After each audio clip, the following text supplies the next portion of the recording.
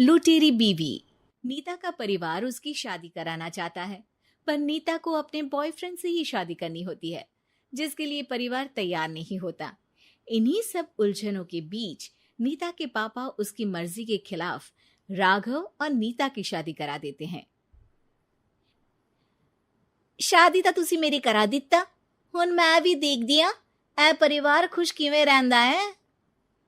अपने गुस्से के चलते नीता शादी के अगले ही दिन से परिवार में सबको उल्टे जवाब देना, किसी की कोई बात ना सुनना और अपने मन मुताबिक रहना शुरू कर देती है, जिससे घर में सबको दिक्कत होती है, लेकिन नीता को कोई कुछ नहीं बोलता। एक दिन सास नीता के पास आती है। बहू की गल, तुसी किवें नाल या किसी गल से नाराज हो? तुहानू मेरी फिक्र करन दी कोई लोड़ नहीं, मैं ठीक हाँ। ऐसा बोल नीता वहां से चली जाती है, पर सास की बात उसके मन में रह जाती है। शादी के अगले दिन से ही मैं सब दे नाल किन्ना औखा बिहेव किता, फिर भी आ मेरे तो इन्ने प्यार नाल गल किवें कर सकदी आ। मां नू नफरत करनी नहीं आउंदी, ऐस करके वो सोचती आ कि एक ना एक दिन तुहाड़ा गुस्सा भी खत्म हो जाऊगा। यह कदे नहीं हो सकता। इससे पहले राघव कुछ बोलता, नीता का मोबाइल बजने लगता है, जिस पर राघव वहां से चला जाता है और नीता फोन पर बात करने लगती है।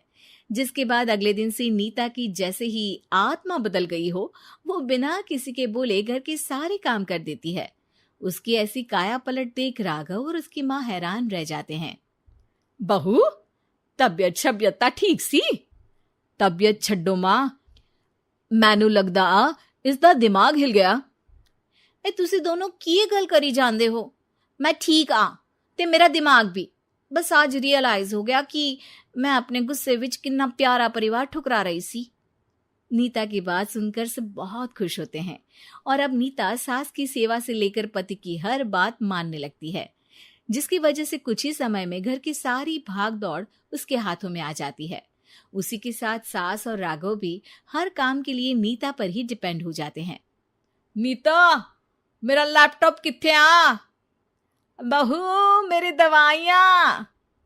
अब नीता अच्छी पत्नी और सर्वगुण संपन्न बहू बन गई होती है और इसी तरह विश्वास जीतते हुए एक दिन तिजोरी की चाबियां भी उसके हाथ में आ जाती है। ऐ हुई ना गल, हुन आएगा जिंदगी विच स्वाद। तिजोरी की चाबियां हाथ में आती ही नीता एक रात सास और पति के सोते ही सारे गहने और कैश लेकर घर छोड़ अपने बॉयफ्रेंड के पास चली जाती है।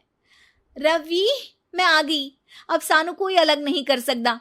ते वेख मैं सारी ज्वेलरी ते कैश भी साथ ले आई। नीता की ये बात सुनकर रवि खुश हो जाता है और वो दोनों साथ रहने लगते हैं, जिसमें नीता पूरा समय काम करती है तो रवि उसके लाए पैसों पर ऐश करता रहता है। मैं तेरे तो प्यार कर दिया ता करके ससुराल छड़ाई, और एक तू आ जो पैसों दे आगे कुछ भी नहीं देखदा। ओ महारानी अपने काम तो काम रख, मेरे ते जुबान लड़ान दी जरूरत नहीं, वरना इस घर तो बाहर कर देना है। ऐ मेरा घरा तेरा ससुराल नहीं, जीवे मन किया रहली इथे रहन लाई, हाथ चला जुबान नहीं। रवि की बातें सुन नीता के सिर पर जैसे आसमान ही टूट जाता है। एक तेरे करके मैंने अपने मां पियो नाल उस भले चंगे ससुराल नु भी धोखा दिता ते तू छड्ड परे, मेरी ही गलती आ जे आखा उत्थे तेरे प्यार दा पर्दा डाल उस दिन फोन ते तेरी गल्ला विच आ गई। जे नहीं आउंदी ता आज खुशी नाल उथे ही बैठी होनी सी।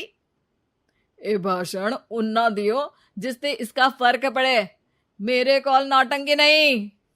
रवि वहां से चला जाता है और नीता रोती पछताती वहीं बैठ जाती है।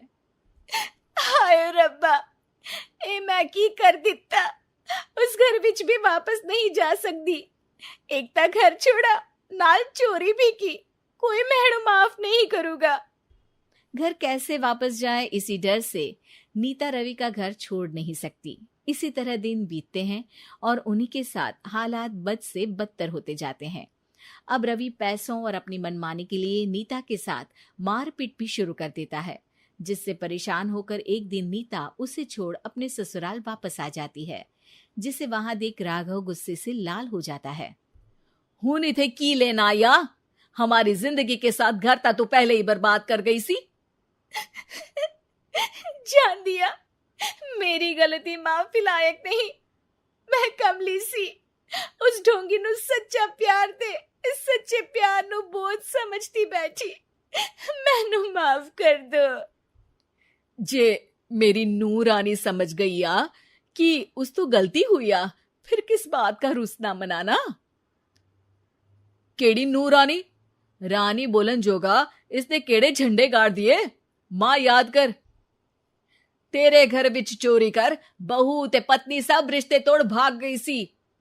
और फिर की मानता रहिया, गलती हो गई सी। एक गलती ता रब भी माफ कर देता, ते तू और मैं ता सिर्फ इंसान ही आ। माफ कर दे, मैं बोल रही आ, ये दोबारा कदी कोई गलती नहीं करेगी। इसदा नहीं ता मेरा ही भरोसा कर ले। ठीक आ, जिवें तुहानू ठीक लगे, पर इसे बोल दे मेरे कोलो कोई उम्मीद ना रखे। तुसी जीवे कहोगे। अब सास हर रोज राघव को मनाने की कोई ना कोई नई तिकड़म बताकर नीता को उसके पास भेजती रहती है, जिससे कुछ समय बाद नीता का पछतावा और कोशिशें देखकर राघव भी उसे माफ कर देता है।